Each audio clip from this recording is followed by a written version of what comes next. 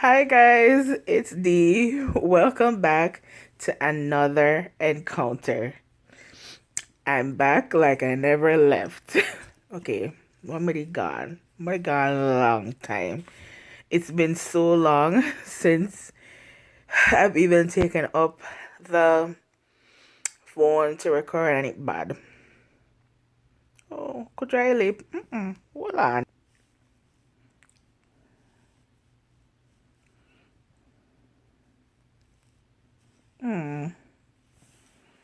Much better. Okay, so I decided I'm gonna stop making excuses. I always have an excuse to not take up the phone and record and do what I started. So no more excuses. If it's not here, the stay good is, oh, I have to go find the tripod to put up phone. Anyways, no more excuses. So in today's video, I'm gonna keep it short and sweet. Funny enough, I said I was not gonna do like chronological videos, but I'm still in Kingston, Jamaica. I'm still telling stories about or a story about the time I lived in Kingston, Jamaica. Well, actually, this story starts in Kingston. So, as you can see by the title, hopefully I titled it right. I think of spice and suspense. Yeah, so this is before the fact. Um, I'm gonna be talking about the time I said no to an all expense paid trip to 1, 2, 3 countries. I said no, big time. So let's get into it. So, in a previous video, I think I talked about my university goals that I set for myself, like my one goal being I wasn't going to fail any subject. So, this story takes place in my final year. Like, after I finish everything, do whatever I needed to do. Bleach, not physical bleach, skin bleaching, no, never. But like staying up all night studying so I'm all caught up so I don't feel anything, right? I mean, I didn't pass with any crazy amazing grades, but the whole thing was like I passed. I didn't fail any subject. There were no redos, and so I'm at the point in my university journey where I need to decide, okay, what's next. So me and a friend and I decided that we were going to try out a few different things. So we went over to Mona School of Business. Yeah, we're bearing in mind we're linguistics majors, and I know I can speak for myself that I never worked like outside of my family's business. I never worked. No, that's a lie. Apart from like jam vat summer jobs. Yeah, drop it in the comments if you know what jam vat is. Probably have to do a whole other video explaining like my jam vat. Well, not explaining, but sharing about my jam vat experiences. I don't even know if jam vat still keep. Um, yeah. So where was I? We went over to Mona School of Business as linguistics majors to collect applications to do our masters in business, to do our MBA. Chest well high. So when we went for the forms and everything, they were like, oh, well, in order to be admitted into this program, you need to have worked full time. I don't remember if it was full time in like a financial type of job. Maybe not, but just full time for a year, I think. And at the time, me and the friend, we'd never worked full time like for a year, just here and there, like a part time jobs and then full time for the 2 3 months of summer during Jamvat. Well, that was my case. So you know what? Hindsight is 2020 because looking back, I should not have let that stop me. But now that I'm a grown, I won't say my age. I know that not because something's on a paper in black and white say you must have XYZ don't mean you cannot fill out the application form. No, it's just rules were meant to be broken. Oh gosh, I can't say that in public. No, listen, young people, listen, everything in context. some rules can be broken. Yes, that's on proper. Yes, and there are exceptions to every rule. You know what? What I mean to say is that everything is negotiable. Yes, I think that's what I should say. Everything is negotiable.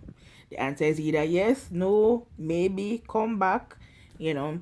But everything is negotiable. So we should have tried like to piece together our work experience, and we should have tried to make a case. But yeah, anyway, life tip. We should have filled it out, but we didn't. So the next thing to do was to apply for a master's in our field, so linguistics.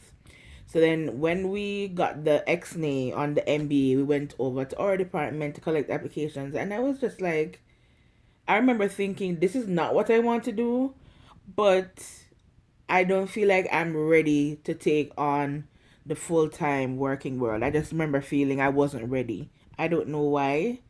Maybe there was a fear factor there, but we went ahead, and it just seemed like the next best thing to do, just to go straight from the undergraduate into the master's.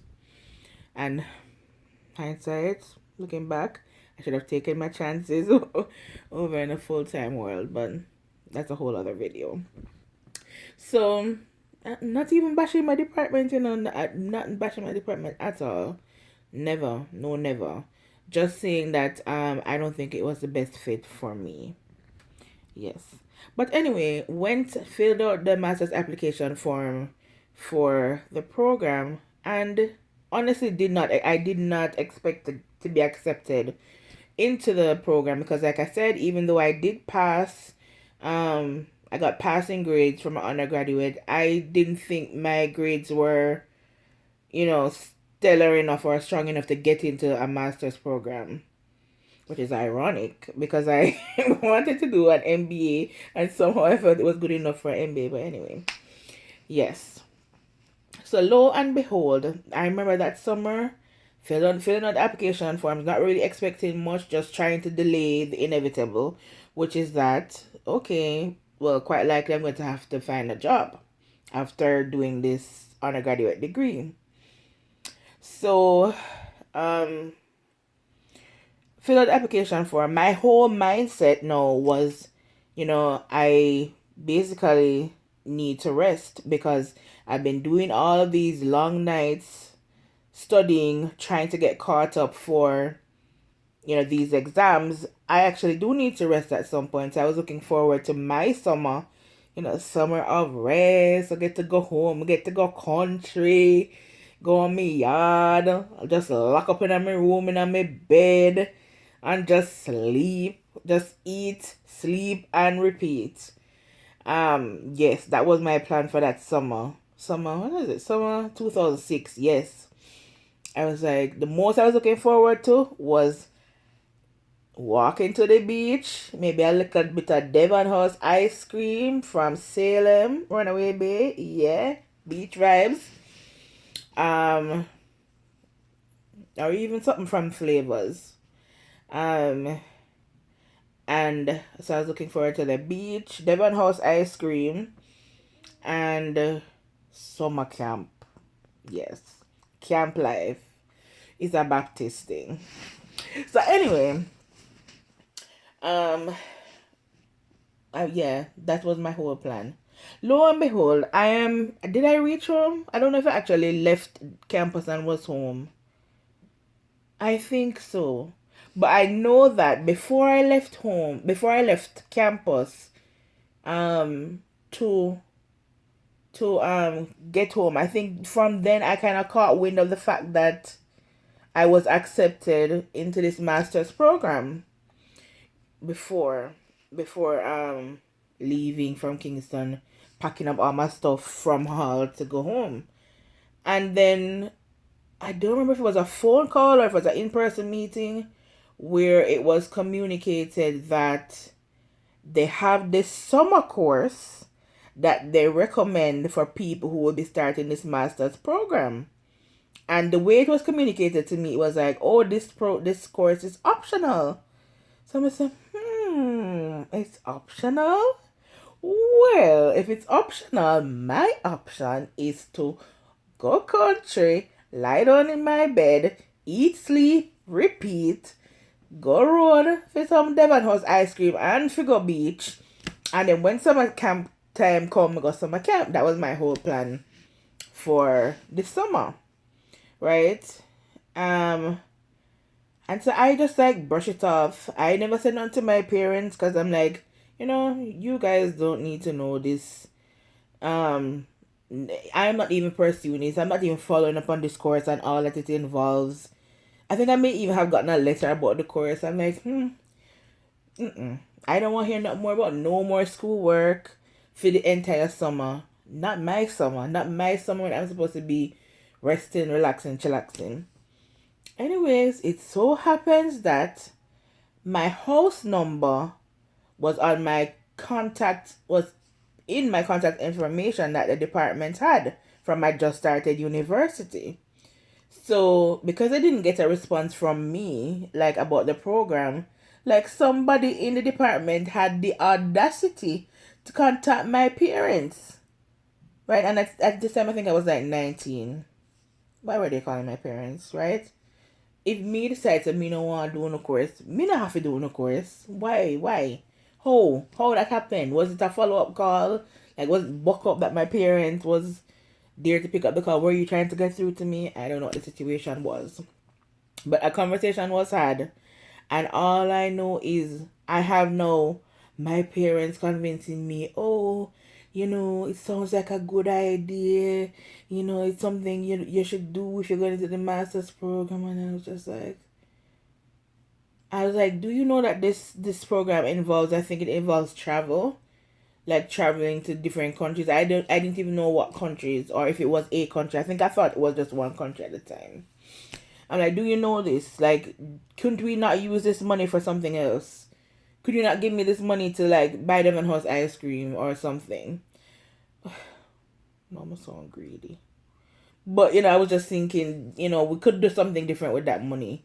Like, you don't have to send me to an optional course, I'm doing you a favor here. Anyways. So long story short, they convinced me that it's a good opportunity and I should do it. So then I had to find somewhere to stay in Kingston. Was I staying on dorm? I don't think I was staying on dorm.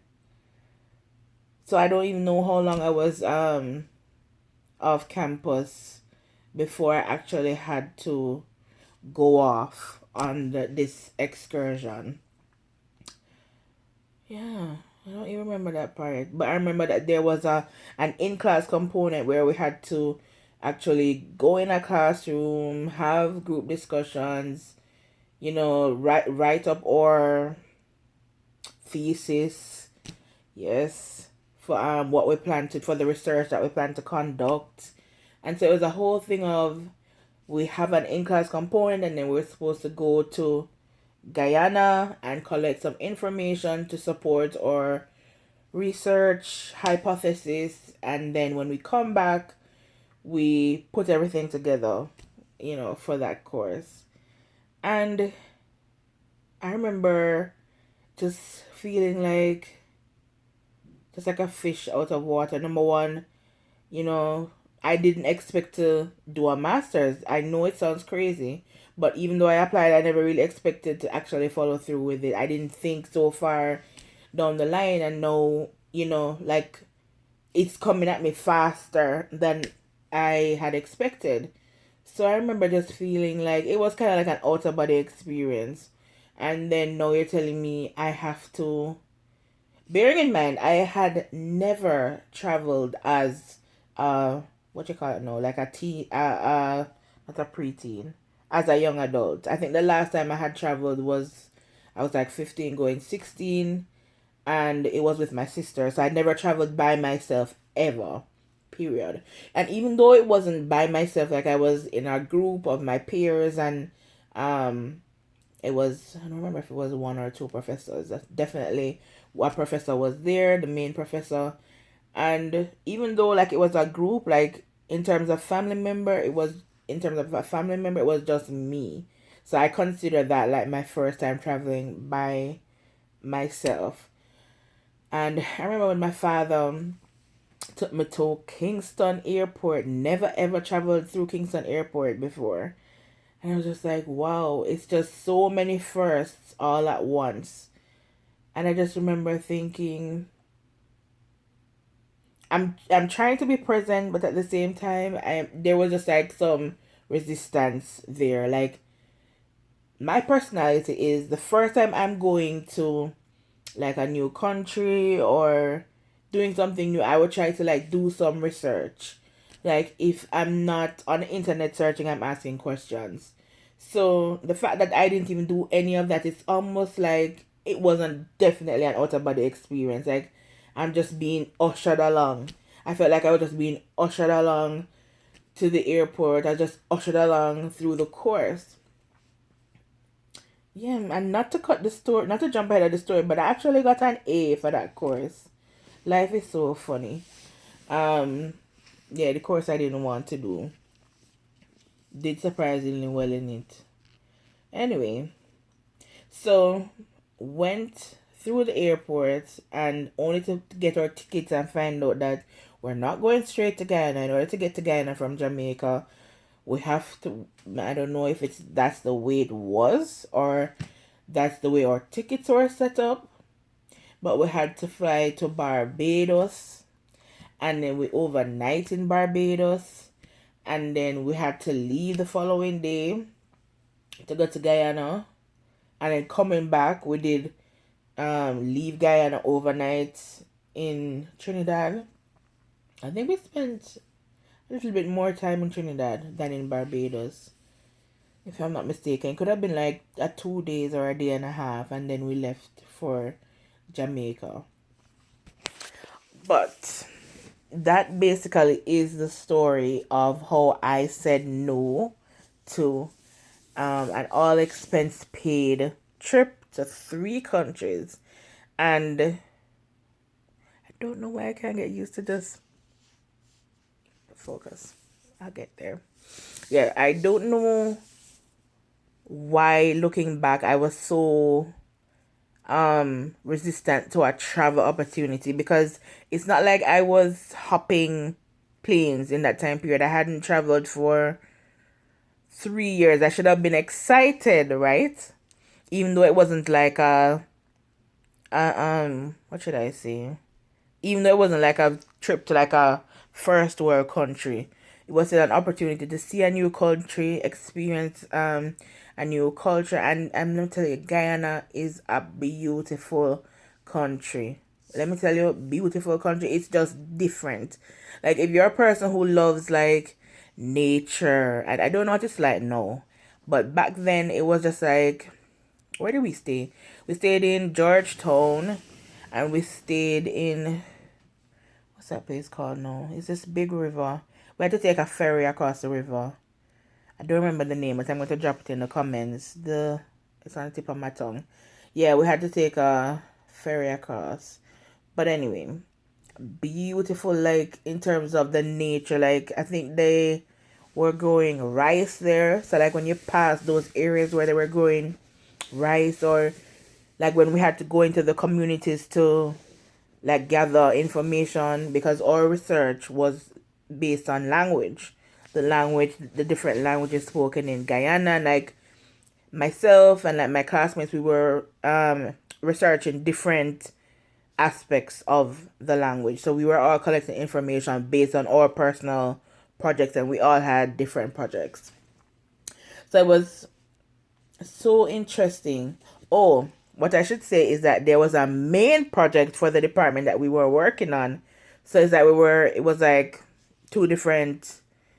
we were like killing 2 different birds with one stone, because we were all helping to collect data on a project spearheaded by the department. So I forgot that part. And so it was so interesting going into the community and seeing like the houses, because I don't know if it's the same way now, but because that area was prone to flooding, they would build the houses on stilts. So it was just like we actually went into people's houses. Like, it was like they were living in tree houses, but like way bigger, because it was just like all this open space under the houses. And For me at that time, 2006, like, it's not like the internet now, where, everybody has access to computer, Wi-Fi, and everything. Like, at that time, I don't even think I owned a laptop. Like, when we needed to do research, we had to go to the computer lab and use one of those big box computers. Big box computers that they use the LAN cable to plug in. It was no wireless situation. So, internet wasn't really at our fingertips, like where we could take it everywhere, like the phone now, like how I'm talking now.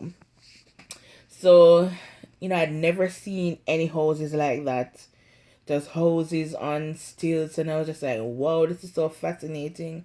And I just remember the people were so friendly. So, I mean, imagine these strange people coming in asking you all kind of questions, but about your language, and they were just so inviting and so welcoming, and I will never forget that. The saying says, people will forget what you say, but then they'll never forget how you made them feel.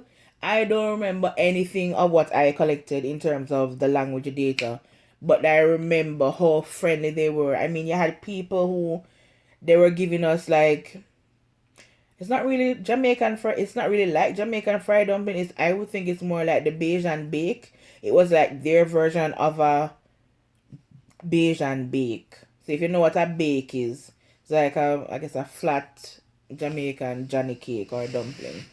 Yeah. And I remember that is what they offered to us, because we were walking around asking questions, and it was hot and we were hungry. And I mean, that's what they had to offer, and they offered it to us, and we took it graciously. And I just always remember that. And then what was my experience of Trinidad? I think with Trinidad, we didn't really go into the community. We were hosted by the university, by St. Augustine. So that's where we stayed on one of the dorms there. So we didn't really encounter like people in the community to say, oh, this was our experience of Trinis. No, it wasn't like that. And then for Barbados, we weren't there too long. So we didn't have any experiences, or I say I didn't have any, like, memorable, or no impression was made in terms of, I think, what me lie. I think we had a little situation, I think we had a little situation at the airport with some Bajans. I think we had a little situation. Yes, because I remember us sitting outside the airport and just really feeling slighted about something that happened. I can't remember the incident, but back to that, you don't remember what was said, but you remember how you felt. We had a little situation. But then I also remember that we went to a restaurant called, I think, Sharky's. I don't know if it still exists, but we went to a restaurant called Sharky's, and we had shark, and I don't know if it's real shark or a fish they call shark, but it was really good. I remember the food was really good, and it was like a vibe. It was like a seafood restaurant vibe, kind of like what Shark is in Jamaica has going, I guess. Like, it was like a hot setting, and I remember that being really nice because we had the sea breeze blowing in, and I remember KFC was close by. I don't remember if I personally tried Bajan KFC, but I remember I tried Trini KFC, and I still think Jamaica has the best KFC. Okay? Period. Yeah, maybe in another video I will do the different places I've had KFC and what I think of them. But then I feel like Cayman KFC is a close second. Okay. Back to the video. Back to the topic at hand. So, yeah. And it was interesting because, like, I have, like, I wouldn't say classmates, dorm mates from these different countries, like Trinidad and Barbados. Like, I knew people on hall from these countries, but I don't remember if I had ever met anyone from Guyana. And it wasn't until after that trip that I met a very good friend who's actually from Guyana. But then that is the only time I've ever been, even though she's invited me to, come and visit her. By that time, you know, oh, I'm giving away a lot here. Ooh, should I? Let me backtrack on that. I haven't been. Let me just leave it at that. I haven't been back since 2006, and so I haven't been to very many countries in the world. But I feel like Guyana is one of those countries that I definitely know I would like to revisit. And because it's just so big, and I feel like I only saw a portion of it, and I would have loved to see more. So definitely enjoyed that trip. Yeah, and look how I almost didn't go, and I almost turned it down. But thank goodness that my parents, being the wiser generation, I guess, in the situation, um, convinced me to, revisit it, take a second look at it, and those experiences. It's just a lot, because even when we were in Guyana, like in terms of our accommodation, like we stayed some nights at a hotel. Like we stayed at this hotel called Little Rock Suites, and then like we were hosted. I think the first night we were hosted by like a family. It was this lady, and I remember it was just so. Let me tell you, when I say out of body experience, like things that I never thought I would have experienced, but then after that, I went on to experience it in different ways.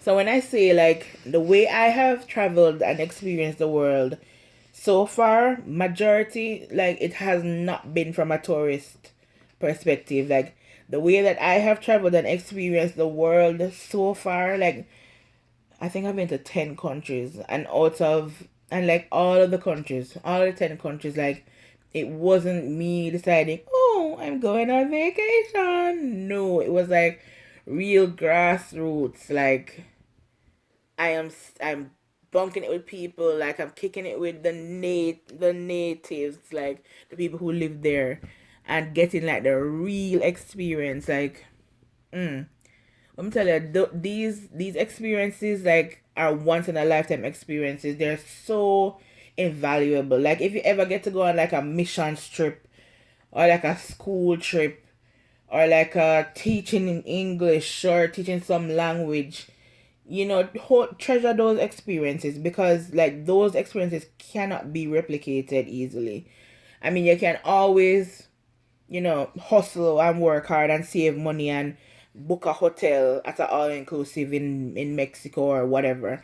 But like if you're, young, single, free to mingle, and you get the opportunity to go on a volunteer trip, or what they call now gap year or missions trip, like when your phase in life changes, and like you're older and you have your responsibilities, it's hard. You may not be able to replicate these experiences. So that's why these memories are so dear to me, because I know like I would never be able to replicate that experience. Like the back to what I was saying, we stayed at this lady's house in Guyana the first night there. I mean, when we landed in Guyana, it was like pitch black. So we didn't even get like a first experience of the country. And then somebody brought us to the lady's home, and I remember distinctly that she wasn't there. I think she was still at work, and I don't know if she had like a helper or a cook or what was the situation. But when we went to this lady's house, we don't know from Adams, but I don't know how, if it was like my professor, because the professor who took us on the trip, he's from Guyana, so I don't know if it was like a link, like a family friend or whatever. But I just remember that she had food waiting for us. And I'm not talking about fast food, like it wasn't like pizza or KFC or like Chinese takeout, like real authentic Guyanese food. It was like I don't know if it was pillow, a version of pillow, but it was basically that whole one pot dish of like beef cooked down in like rice with coconut milk. And for the vegetarians there was like curry chickpeas, it was like dal. And I'm like, I just remember after that long airport journey and coming to this new environment with this home cooked authentic Guyanese meal, it did just, I don't want to say feel it tastes like heaven, but it was just like the hospitality. It was a hospitality for me. I will never forget how that made me feel. I'll never forget. And the fact that, the hostess wasn't even there at the moment. I don't even know if it was like an Airbnb situation, because I don't even know. I don't even remember if we ever met the person or if it was just in passing. Like she came in the following morning and said hi and bye. I don't remember that, but I just remember the hospitality, like the home that was there to greet us, the warmth. I mean, we had, after we put down our stuff and we wash up and we sat down around the table, we had a real authentic Guyanese home cooked meal. And let me tell you, I've had that experience. I've had that experience in Mexico. People having like backyard cookout for us, inviting us in their house. I mean, that's another video. But I'm saying these experiences, I treasure them. I treasure them. I treasure them. Like I said, any day, you can save up your money. You can book a cruise. You can island hop. You can book a Rio or another all-inclusive, and you can stay and you can do that year after year. But these experiences where you actually experience people's hospitality and their warmth and their care and them showing you the best aspects of their culture, it's rich. It's real rich. It's real rich. Trust me. And so those are the things that I definitely will remember. Like, no matter how old I get, I'll always remember, like, these people who invited us into their culture and, just made us feel welcome. Yeah, so that was my experience of Guyana. Yeah, Guyana was the main country, even though we had to transit through Trinidad and Barbados. Like, I've never experienced Trini hospitality or Bajan hospitality, because we didn't stay long enough and we didn't stay with, like, we weren't hosted by like anybody from the community. Like, we were hosted on dorm in Trinidad, and then we stayed at a hotel. Oh, the Barbados hotel story is another drama, because I remember the night. Wait, yes, okay, I have to tell the Barbados one, because yeah, that was luckily that start of the trip was not the theme of the trip, because we had a little snafu. I remember, like, getting to Barbados and not expecting to have to overnight. We were expecting to transit on, but then because there wasn't enough, I think one flight was late leaving Kingston. Yes. So then we had to overnight it, because the airport in Guyana, it didn't have enough light. The lights weren't working to do that night flight, and by the time we got to Barbados, it was too dark. So then we had to scramble to find a place to sleep that night. And so the only place we could find, it was like, I don't even remember the name of the place, but it was just like these apart hotels, like apartment hotels. And they didn't have enough rooms for like our entire group. And I remember that was my first experience of having to rough it, like really rough it. And I'm saying this as somebody who had been camping before, like in outdoors in a tent. But then in that situation, when we were camping, at least we had like our own little mat to sleep on. But this was rough it in the sense that I think we had to take turns sleeping on the bed because there weren't enough beds. And like some people were on ground. I don't want to make up anything, but like it was a situation where we didn't have enough beds for like everybody. It was like mostly girls in our group, and then were there any guys? Could have been like one guy and then the professor, who were like, they were okay for rooms because they were in a room to themselves. And then like all the females had to like take, I don't even know if some people slept. I remember that was real rough because we were just tired from the flight and everything. Yeah, that was an experience. And then we had to be up early the next morning to go to the airport and try to get on the the morning flight to get to Guyana. Yeah. And since then, I've gone on to have lots more airport experiences where even by myself, I have to sleep in airport because, you know, traveling by myself. But these are other vlogs, okay? Like seasoned traveling hacks.